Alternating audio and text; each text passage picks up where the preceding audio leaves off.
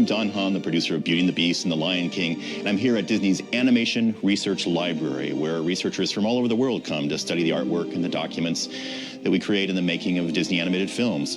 You know, there's over 60 million pieces of artwork here in this building, so there's always a possibility that something new and previously unknown might show up.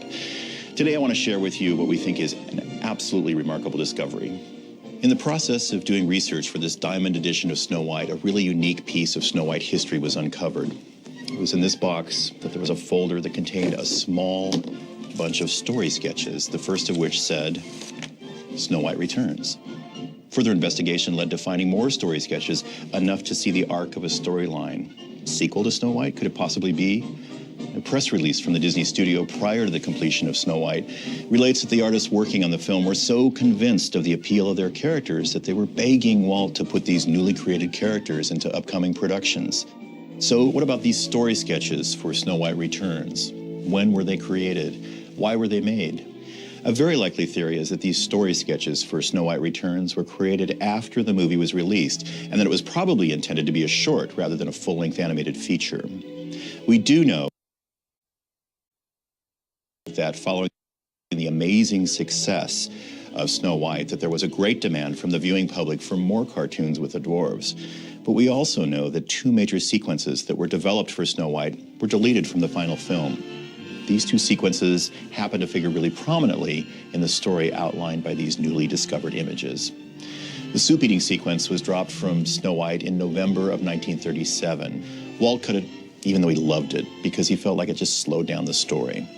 The bed-building sequence was the second deleted scene. This sequence is a series of gags as each of the dwarves and some of their animal helpers build parts of the bed in their own unique ways.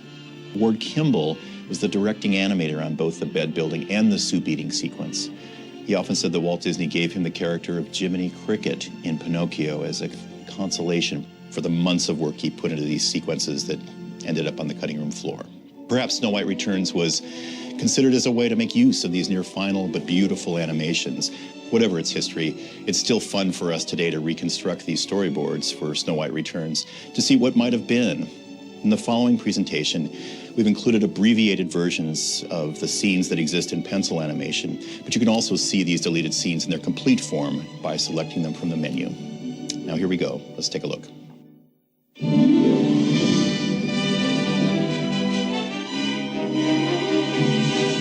Following the title card, you see the Seven Dwarfs marching off to work, singing a song, undoubtedly hi-ho, hi-ho. Hi-ho, hi-ho, hi-ho, hi-ho, hi-ho, hi-ho, hi-ho, hi-ho, hi-ho, it's home from work we go.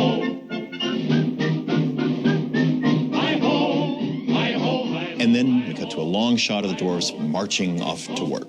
A bird appears in the sky carrying something in its beak, and the bird swoops down over the dwarves and holds the piece of paper in his mouth right in front of Doc's face. And Doc takes the paper out and takes a while to kind of focus on it. And now that he's focused, we see what he sees. Dears, I'm coming tomorrow for my annual visit, Snow White. Doc tells the others that it's a letter from Snow White, and they're all overjoyed with the news. One of the dwarfs says, we'll have to give her a surprise. And the dwarfs all agree, yeah, a present, and they sing and dance around, a present, we're gonna give her a present.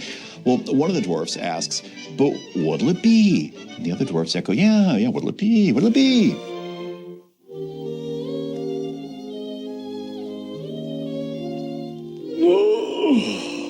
Why don't we make her a bed? That's it, a bed, a bed.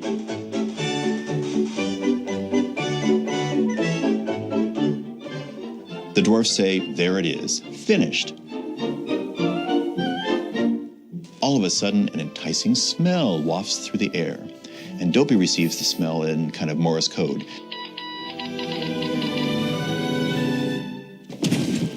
Led by their noses, the dwarfs follow the scent to the cottage, with Dopey taking up the rear as he always does.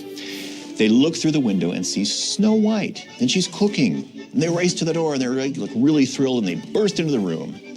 Snow White greets them all and gives Dopey a kiss on the forehead like she always does, and of course he blushes like he always does, and all the dwarfs laugh. The scent of cooking soup draws the dwarfs' attention. And they look back to Snow White for permission, and Snow White nods her head, and that's all the signal they need.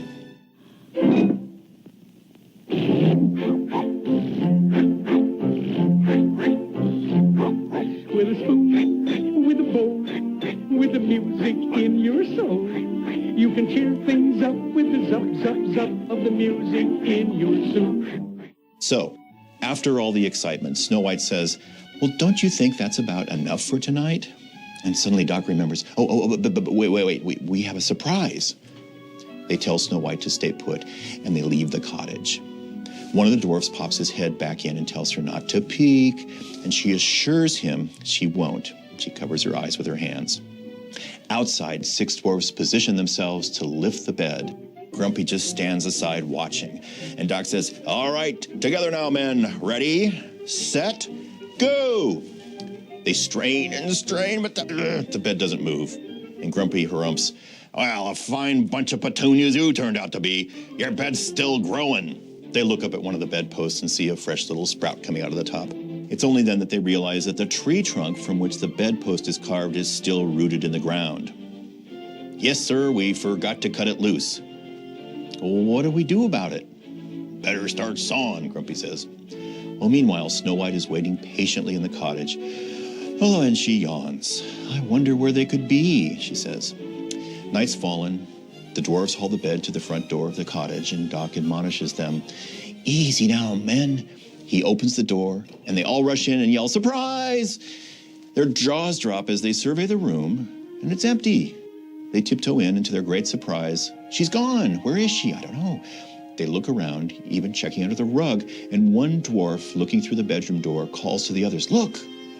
We cut to Snow White asleep across the dwarves' beds. The dwarf who looks through the door calls down to the others, she's asleep! The other dwarves come upstairs and see Snow White sleeping peacefully. They leave the room quietly, and Dopey closes the door behind them. But one of the dwarves is left behind, and in hurrying to leave, he smacks right into the closed door. The other dwarves yank him out, and they say, shh. The dwarves hold a conference at the foot of the stairs to determine their next plan. Grumpy sarcastically suggests, why don't you bring her out to the bed? One of the other dwarves suggests, well, maybe we ought to just surprise her in the morning. In the background, Sleepy is already getting tired. And then he pokes the mattress. And they all say, yes, let's surprise her in the morning. And at the word morning, they all scramble for their places in the bed. Dopey's trampled in the rush, and he gets up from the ground and he sees the other 6 dwarves nestled comfortably in bed, taking up the entire mattress. So Dopey runs all around the bed looking for a spot to sleep, but there isn't any. He finally dives under the blanket from the foot of the bed. As he worms his way up, another dwarf falls out of one side of the bed. That dwarf gets back into bed, which squeezes the dwarf out the opposite side. This cycle of one getting in and forcing the other one out goes on for a long, long time. And kind of perplexed, the animals from the woods watch this really odd scene of dwarfs repeatedly getting squeezed and out and out and in. We then cut back to the bed where now we see 6 dwarfs sleeping side by side with Dopey sleeping at the head of the bed, spread out across the pillow. We iris out. The end. If we know very little about why Snow White Returns was started, we know even less about why it ended up in this box. Whatever the reason, we're lucky to have discovered this missing piece of history from the golden age of Disney animation. So thanks for joining me here at the ARL. See you next time.